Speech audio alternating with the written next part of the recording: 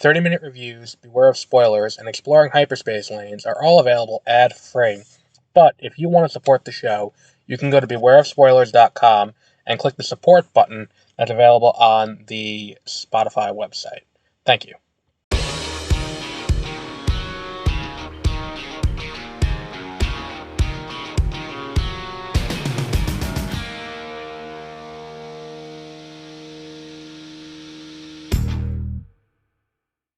Good morning and happy Monday. Welcome to 30-Minute Reviews. I am Adam, here today to talk about some news from the last week, who won at the box office, what's coming to theaters this week, and on top of that, we have a new segment we're going to do, which is bringing back an old segment from back in the day. So we got some cool stuff today. Let's see, where are we going to start? Let's start out with the trailer for Indiana Jones and the Great Circle. This is a video game story, which we didn't do last week, but, Indiana Jones and the Great Circle, besides sounding like a name for a, toddler's book about Indiana Jones, which it does. It sounds like it's like, he's on the quest to find a circle, and it's like a board book kind of thing, it sounds like. That's not what we're here to talk about, though. We're not here to make fun of the name, although we will get plenty of that in. No, we will be the trailer looks kind of interesting, and I think it could be cool. It doesn't look exactly like Uncharted. It has enough things in common with Uncharted that is kind of piquing my interest as someone who never played Uncharted, but watched the movie and enjoyed it to an understandable degree. But it looks kind of fun. They're kind of nailing the aesthetic.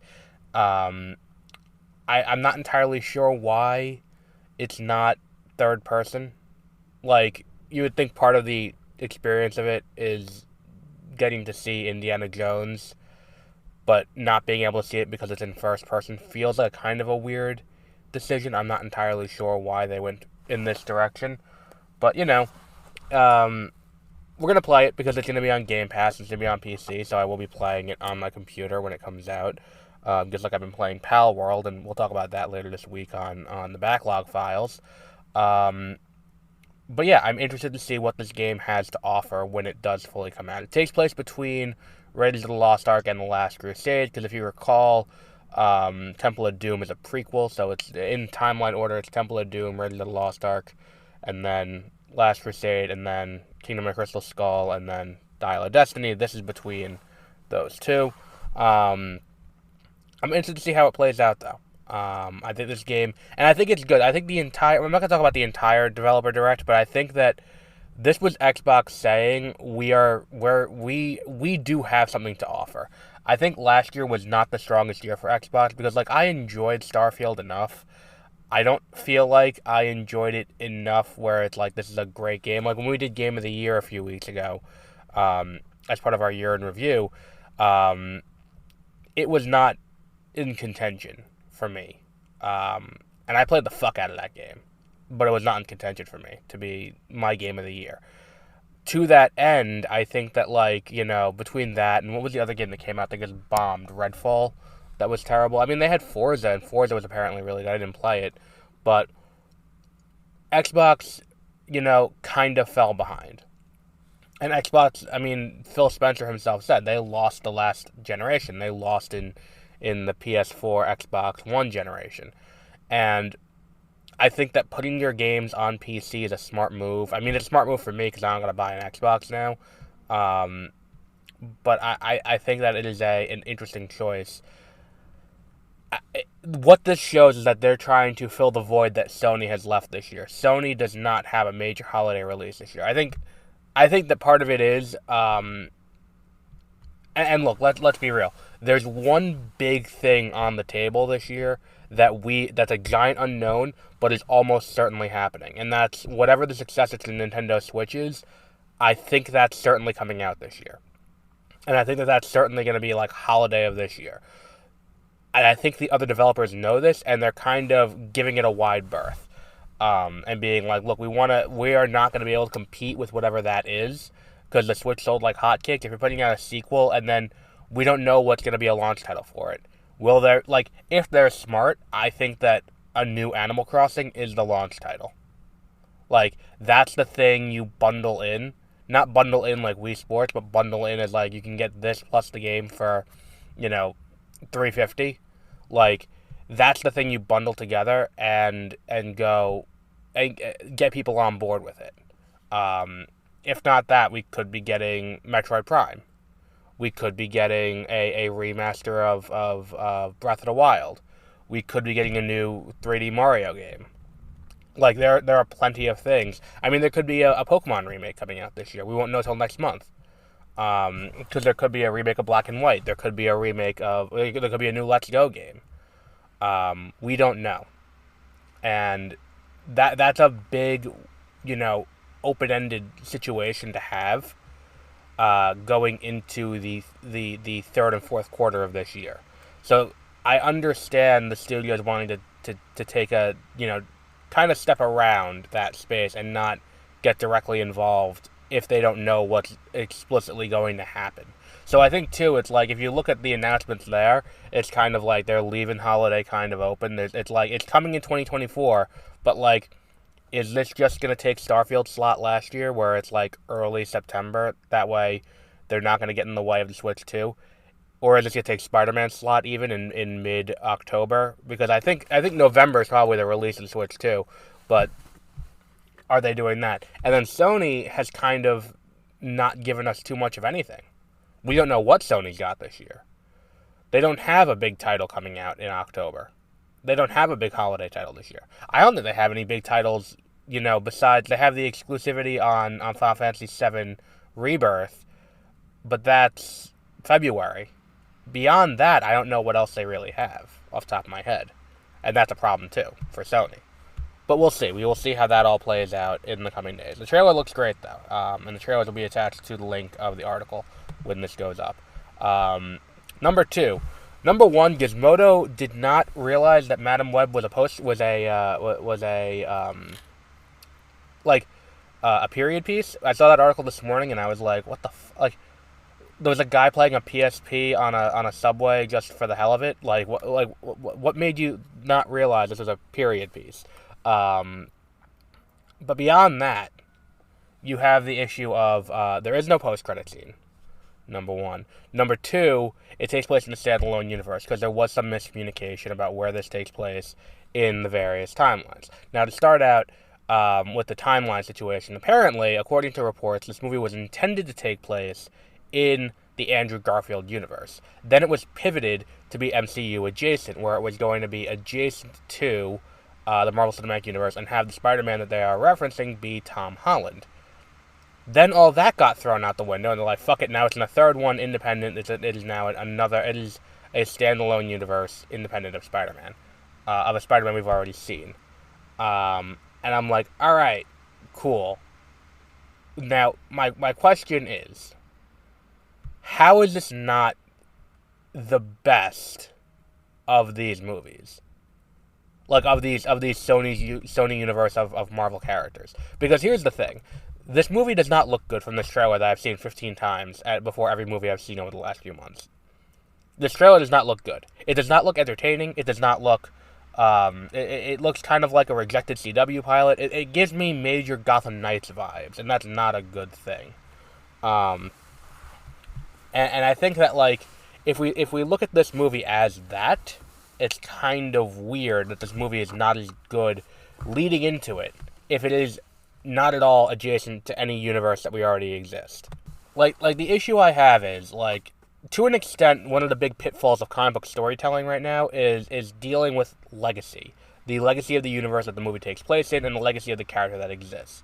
Madame Web has neither of those things, because Madame Web does not have a robust history as a character, and Madame Web, as it stands, is not tied to any existing, to any existing universe. So if it is standing on its own, and it is its own thing, why are we not just letting the writers have carte blanche to do whatever they want? Why does this movie have to feel like it's weird? And in a way, the fact that like, had they said from the beginning, this movie is not tied to any existing universe, this is just a standalone thing. It's not even Venomverse tied, it's not even Morbiusverse tied, it's not anything like that. It's just kind of on its own. The idea that it it exists in its own and can stand on its own merits, that's something that would have interested me about this movie. But the fact that that's not the case is kind of weird. And then it brings you back to, okay, so we also have Venom 3 coming this year, or Venthrium, or, no, not Venthrium, V3 or V3 I guess. It's V3NEM, which is weird. NOM. V3NOM, that's what it is. But, like, beyond that, like, we have that movie also coming out this year. So if that's the case, where do we stand with Kraven? Is Kraven in the Venomverse? Is Kraven in another universe? And here we have this issue of things are not lining up. I think that for what last year was, like, I don't think we could say last year was a complete failure for Marvel Studios, because they still had the success of what's it called? They had a major success in Guardians of the Galaxy, and they had a moderate success in, it didn't make the money of Ant-Man and the Wasp or Ant-Man, but they had a moderate success in Quantumania. They made back its budget. I mean, Marvel's bombed, but that's beside the point. Last year was not a complete failure for Marvel Studios in the way it was for DC. Last year was a complete and utter failure for DC. And part of that comes from the fact that they announced there's a new universe coming. A lot of it comes from the fact that none of the movies they made were very good. And we'll talk about that in a little bit. But this could be that for Sony. And I think what this ends up with is a major rethinking of how Sony goes forward doing these adjacent movies.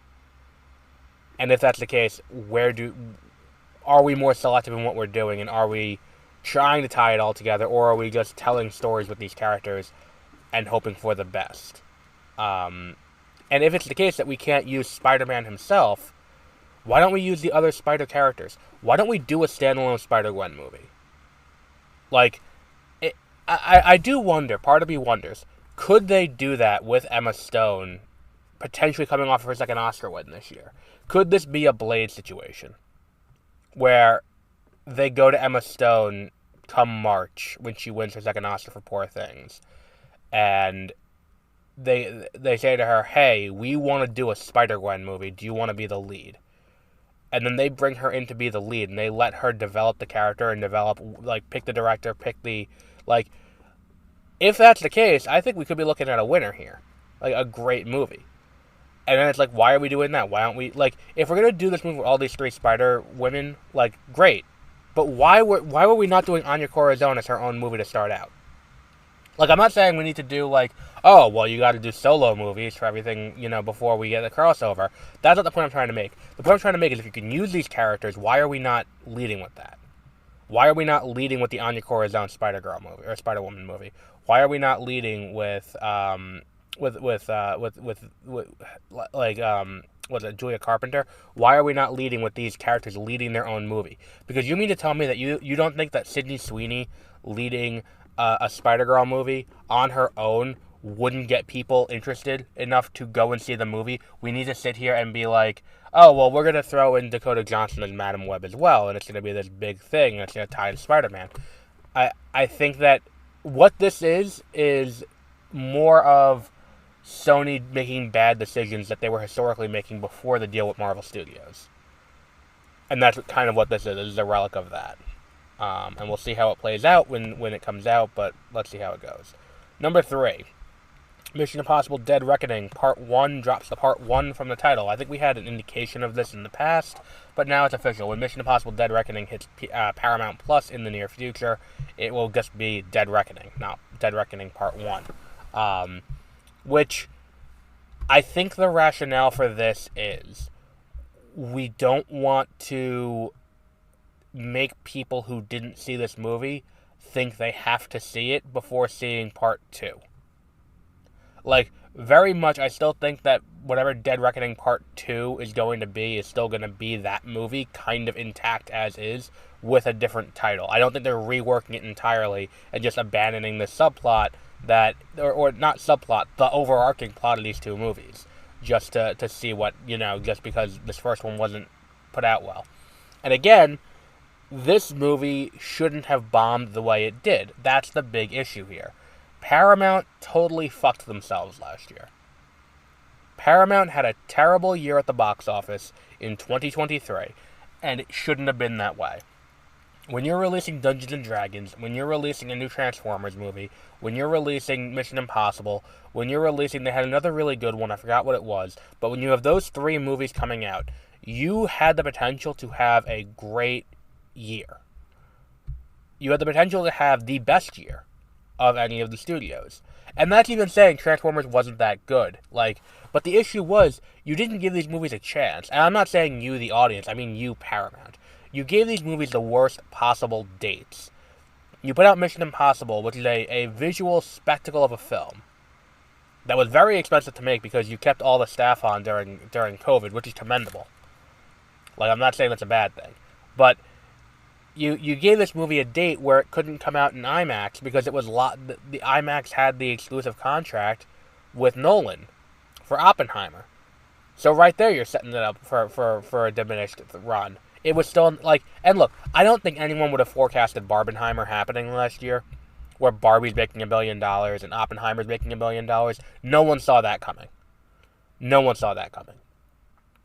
But I can tell you this, you could have put it in August and it would have been better.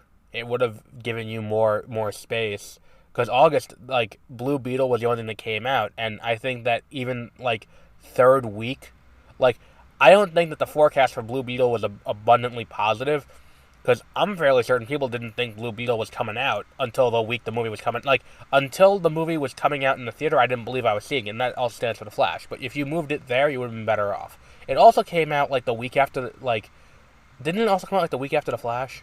Or something like that? Or, very close. No, The Flash was in June. This was in July. It was, the week after Oppenheimer and Barbie. Which is, what the fuck? I get that you maybe thought that this wasn't going to be a cultural touchstone. But, just the premium formats being locked up alone is a questionable choice.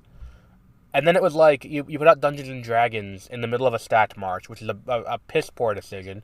You put out, what was the other one they put out?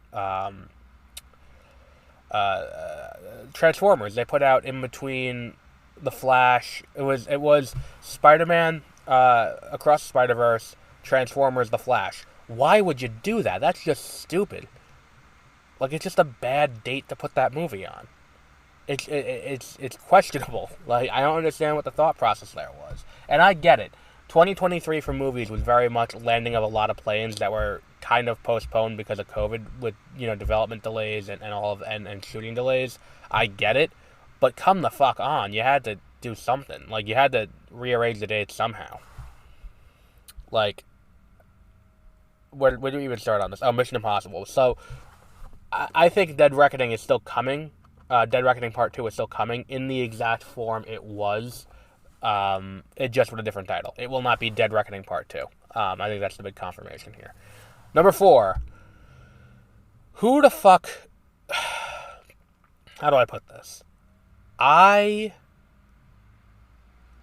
am not a fan of this new world order we're in, where anytime a movie comes out and it is not good, the fans feel the need to exonerate the director by bullying the production company or the distributor into releasing their cut.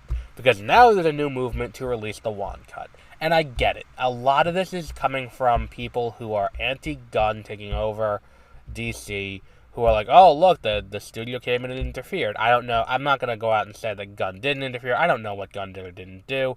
But I think it was Momoa who said, or it was either Jason Momoa or Patrick Wilson, or Tamora. It was someone who said that there was a much better cut of Aquaman, Aquaman and the Lost Kingdom that got cut up by the studio, and now people want the release of the Wan cut of the movie.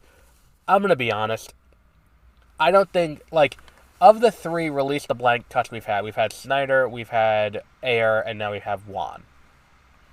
I don't think that Wan gives a fuck if his cut of the movie ever sees the light of day. This man is a producing machine in the horror field. He's got the Conjuring universe. He's got a bunch of other shit going on. I think he could care less if people think Aquaman was bad. There's a reason we didn't see him doing a ton of press. I don't think he gives a shit if Aquaman, if people blame him for Aquaman 2 not being good, because he's got so much other shit going on. It's like, all right, fine, you don't want, like, the man passed Transformers, not Transformers, Fast and the Furious. Like, if he leaves Fast and the Furious, like, he doesn't need these big franchises. He does his own thing. He's kind of one of the biggest names in horror right now as a producer. Like, his production company works with Blumhouse very closely and always makes a ton of money because they keep the budgets very low. Why would he wade into this conflict? Like, what does he gain? All he can do is lose. Because if the movie comes out and it's like the Snyder Cut, which for Snyder's fan base was exonerating. But for the vast majority of people, it's like, alright. I mean, it's just 4 hours long and it's a few things that are kind of the same. Like, it's not that big a deal. It's not that big of a difference where it's like, oh, it's much better now. It's like, no. Like, we've talked about it before with the Snyder Cut. The issue with the Snyder Cut is the things that got cut, number one, shouldn't have been in the movie to begin with. There should have been a Cyborg movie before this to kind of lay all that out, because a lot of what gets cut is Cyborg's backstory. And it's not the failing of Warner Brothers for letting Zack Snyder do this. It's the failing of Warner Brothers for letting Zack Snyder do this and then feeling the need to spend 2 hours in a movie re-examining that. Like, there's a lot going on here. It's a failing of Warner Brothers by saying, okay, go ahead, you're gonna make a 4-hour movie. Here's your 4.5-hour script. Go make the movie. And then he delivers the 4.5 movie, and it's like, oh, we thought you were gonna cut some of this, but no. Like, that's where the failing comes in. And to that end, I don't think we need to see a director's cut of Aquaman 2. And I think Aquaman 2 was serviceable. I don't think it's that bad of a movie. It's not great. I'm probably never going to want to watch it again. But I don't think it's a bad movie. Like, it's not like DC had 2 bad movies this year, with Shazam and The Flash. Like, they had 2 like bona fide bad movies. And that's not one of them. So let's see how, they're not, this is not going to go anywhere. I don't think this is going to be even like the Ayer cut, where it's like the staying power of the Ayer cut is a little bit much, even though David Ayer wants nothing to do with it. And I think, too, for David Ayer and Zack Snyder, it meant more because they had less opportunities. Like, Zack Snyder, like, he went to Netflix because Netflix wanted to capitalize on his fan base, but at the same time, it's like, that was after the Snyder Cut. And it's like, oh, we can use, like, that fan base to our advantage. And Netflix has. Very much so. Ayer, I don't think... Is The Beekeeper Ayer's first directing thing since the Suicide Squad? Or Suicide Squad. The Suicide Squad was done. Since Suicide Squad. I think it was. So it's impacted him. So... at this point, if he's willing to cast it aside, then what is it? What are we doing here? And our final news story, not really a shock, but kind of disappointing. Not for Jonathan Majors, but for the filmmakers behind the movie. Sundance Favorite came out last year. Magazine Dreams has been dropped by Searchlight. They're trying to find a new home following Jonathan Majors. And I said it when Searchlight acquired it. This is Disney trying to get Jonathan Majors an Oscar. So that way they could say Oscar-nominated Jonathan Majors playing Kang the Conqueror. Or Oscar-winning Jonathan Majors playing Kang the Conqueror. That's what this movie was. And it was supposed to come out in December. They shelved it indefinitely. They have since dropped it under a morality clause. It sucks for the filmmakers behind the movie, who had this and could have potentially used it to jettison their career,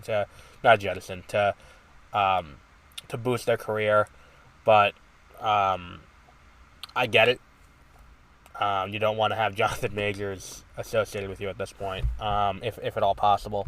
But I do feel bad for those filmmakers. Hopefully they get another project soon and they're able to, They're able to land on their feet after this. So, on to last weekend's box office. Last weekend, holding steady at number one was Mean Girls with a 59% downward departure, or downward decline to 11.7 million. The Beekeeper holds steady at number two with 8.4 million, with a 49% drop off. Wonka holds steady at number three at 6.4 million, bringing its total to $187 million, which is fantastic for the budget. That movie is that with only a 24% drop off.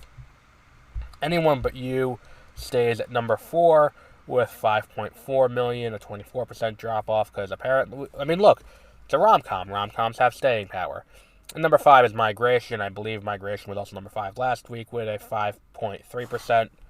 With a 15% drop off down to 5.3 million. Newcomer ISS did not chart in the top five. It only pulled in 3.02 million, falling way behind. Also, no box office tracking for that other movie, Freud's Last Session. New in theaters this week, we do not have anything. Allegedly, this weekend is Sometimes I Think About Dying, which go over to the Beware of Spoilers episode we did about it last year at Sundance. We will, where I talk about it at length. It's a fantastic movie. If it's playing by you, I would highly recommend you see that movie. Daisy Ridley's fantastic in it, and it is just great. It's just great all around. So check that out. If it's playing by you, I think it's a limited theatrical run. But that's the only one on the slate. There is a black and white version of Godzilla -1 that is hitting theaters as well, and we will see how that does compare to the regular color run. And our new segment, which is the return of Expand Your Collection. With physical media dying out, I'm here to be the death rattle for it, to tell you what's coming to physical media this week, so that way, if you want to have it, and not have some company be able to take it away from your streaming service on a whim or something like that, here is what you can get. This week we have two major releases on DVD or Blu-ray or 4K, however you want to watch it. DC's Crisis on Infinite Earths Part 1 hits DVD this week, as well as Season 1 of Spec Ops Lioness with Zoe Saldana over on Paramount Plus. That is coming to DVD this week if you want to pick that up. That's a Tyler Sheridan joint over there. But we'll wrap up there for today. I gotta work on timing because we don't have time for our movie. So we also have other stuff happening this week. Let me look at my schedule. So far on the schedule, we have American Fiction on Wednesday for Beware of Spoilers tomorrow morning on this is Monday. So today, the same day as this is going up, over on Beware of Spoilers, you can hear my thoughts on the most recent episode of Percy Jackson. Tomorrow we'll be doing catch up on True Detective season 4. We'll do it in batches of 2. So we'll do the second episode tomorrow. The first and second episode tomorrow. We'll be doing that new show with Peter Capaldi on Apple TV on Wednesday, and then Thursday we'll be back with Percy Jackson. I think it's episode 7 at that point. But what else have we got? Over on the backlog files this week, we're talking about Pokemon Hey You Pikachu is the game. Later this week, we'll also be talking about Pal World, the new Pokemon-like. It's closer to like an Arc Combat or Arc Survival Evolved, or whatever that game was. It's closer to that than it is Pokemon, but we'll be talking about that later this week as well. What else have we got? I think that just about wraps up. Josie's on vacation, so we do not have Exploring Hyperspace Lanes, but we will be back with that in February when she returns from wherever she went. I forgot where. And she also doesn't like me telling you guys where she is in the world. But we'll wrap up there for today. And until next week, have a great rest of your week.